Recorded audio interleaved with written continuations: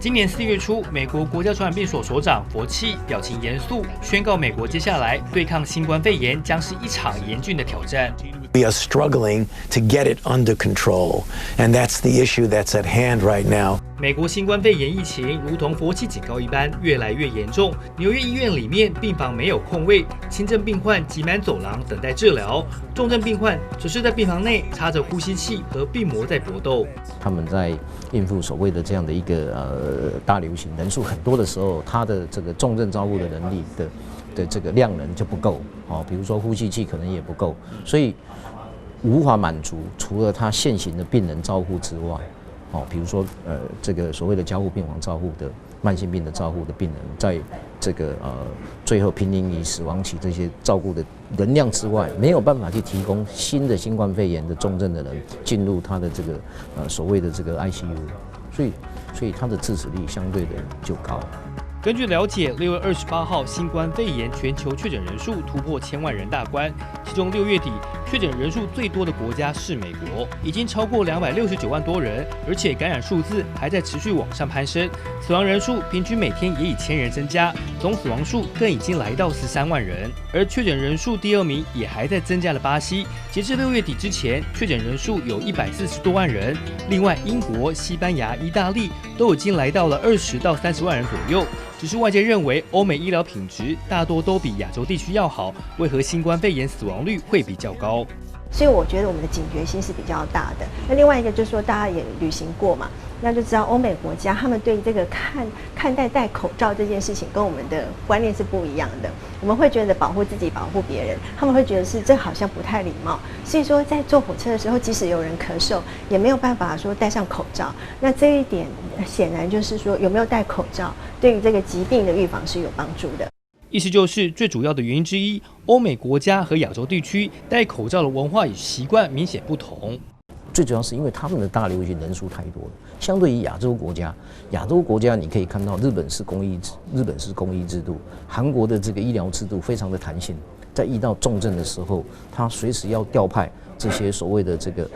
所谓的重症非常快，再加上韩国在早期他们做的所谓的普筛，所以他们做普筛之后，他们轻症分流完之后，他们重症病人就少。那新加坡同样，他们应用都是国家的这样的集中的模式来做。那香港其实在某种程度来讲也是一样。专家认为，东北亚国家新冠肺炎致死率较少，主要跟几个因素有关。第一就是跟2003年 SARS、2009年 H1N1 猪流感在亚洲肆虐，让民众和政府有了防疫经验。另外和全民健保或公共保险有关，一旦确诊，相较于欧美国家，民众不用负担天价的医疗费用，让民众主动就医筛检的意愿也比较高。美国跟欧洲其实一样的，美国的医疗体系它是以私人保险体系为主的，虽然奥巴马推崇，可是所以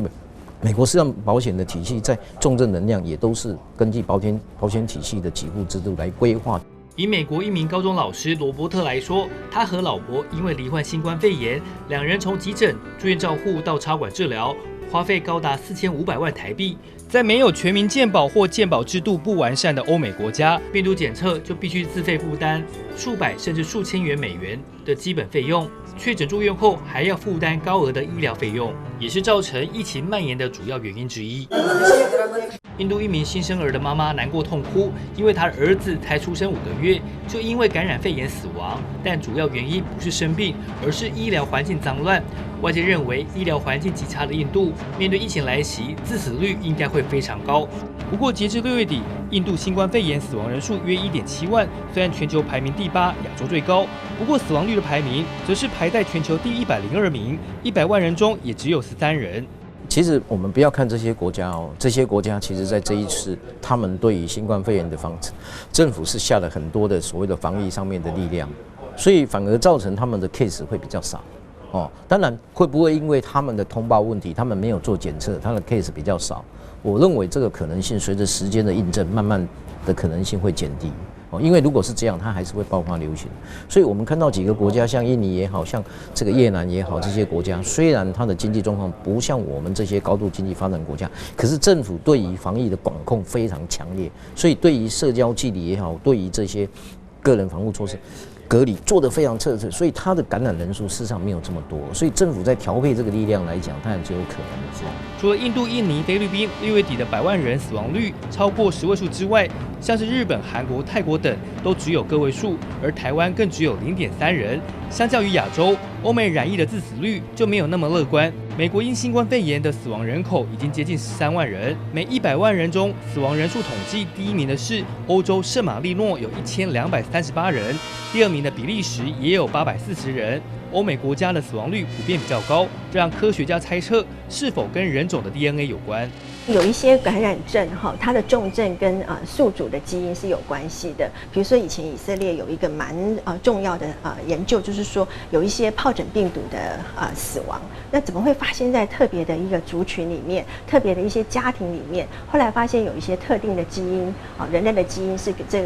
引起这个感染重症的原因。但是新冠病毒目前来讲没有任何的证据是说，人的哪一个基因让他特别容易得到新冠病毒，或得了新冠病毒以后比较严重。专家认为，基因跟疾病传播的确有关，只是目前新冠肺炎的致死率跟 DNA 是否有关联，还是要调查才能确认。另一方面，日本藤田医科大学比对136个国家对新冠肺炎和卡介苗接种情况进行了分析，发现卡介苗接种和病例数有显著关联，认为接种卡介苗能有效阻止新冠病毒传播。这个观点也得到了美国密西根大学的认同。然而，台湾卡介苗的接种率也高达98%，也被认为是感染率低的原因。犯了一个错误，叫做它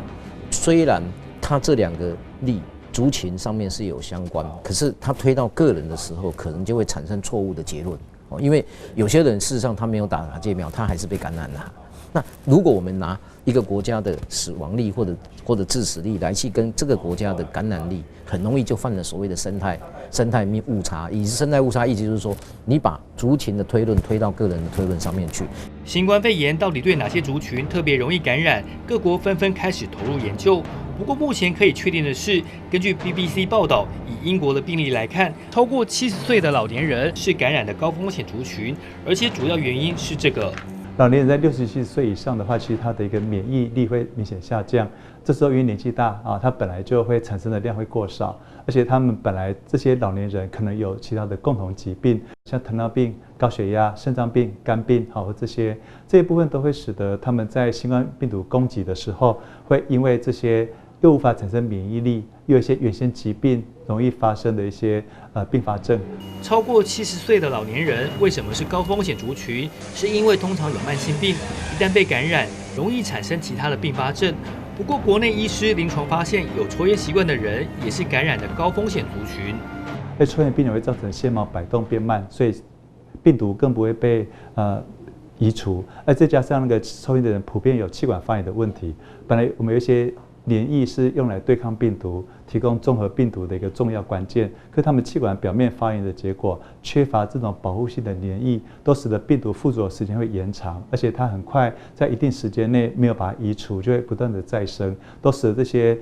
身体本来能够去降低的病毒量都受到。胸腔科医师认为，吸烟的人鼻腔内膜、气管长期处于发炎的状态，会导致表皮细胞受损，一旦病毒入侵，反倒成为感染入口。不过，令人更惊讶的是，肥胖打呼也容易造成气管受损。年轻族群其实有一种病人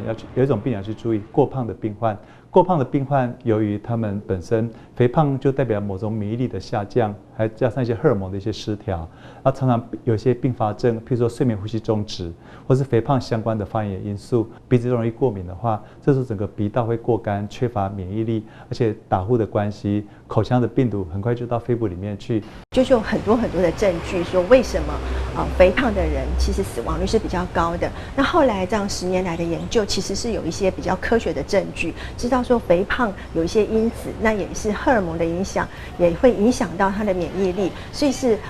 就是说肥胖本身是一个危险因子，这是很确定的。那对于这次的新冠肺炎，看起来好像也有这样子一个倾向。肥胖患者容易有慢性疾病之外，同时也跟过敏患者一样，也会有打呼的问题。在面对新型病毒的攻击，就很容易被感染。医师建议，有打呼的问题，应该要前往医院检查，因为打呼的人通常会伴随有心血管疾病，如此一来，一旦感染肺炎时，就容易增加重症风险。当你嘴巴越干、气管越干、纤毛破坏越多的话，事实上来讲，这时候不必年纪大，可能搞不好60、70岁，气管长期